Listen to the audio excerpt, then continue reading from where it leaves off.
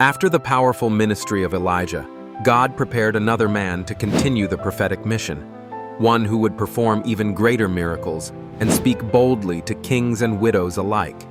This is the story of Elisha, the prophet who picked up the mantle, both literally and spiritually, and walked in the power of the God of Israel.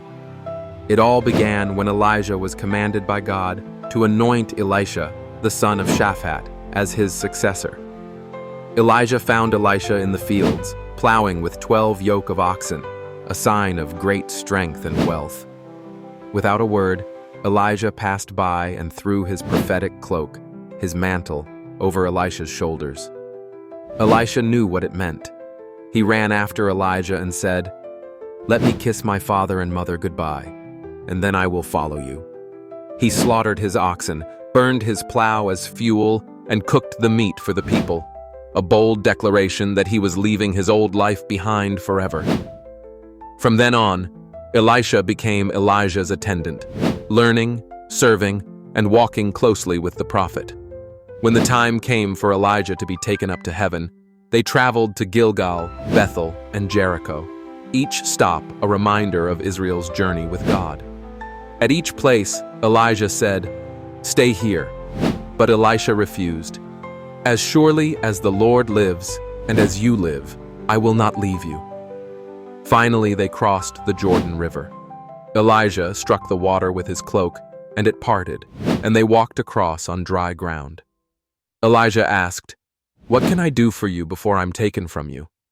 Elisha replied, "Let me inherit a double portion of your spirit."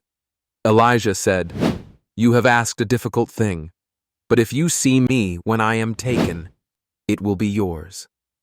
Suddenly, a chariot of fire with horses of fire appeared and separated them. Elijah was taken up to heaven in a whirlwind, and Elisha cried, "My father, my father, the chariots and horsemen of Israel!" Then he picked up Elijah's cloak, the mantle, and stood at the bank of the Jordan. He struck the water and said, "Where now is the Lord, the God of Elijah?" And the water parted for Elisha, just as it had for his master. This story reminds us that when one servant of God finishes the race, another rises. Elisha's bold request for a double portion shows us that God doesn't run out of power or purpose, and he equips those he calls. Thank you for watching. Don't forget to like, share, and subscribe for the next episode. Elisha's Miracles, a prophet of compassion and power. Stay devoted, stay faithful, stay blessed.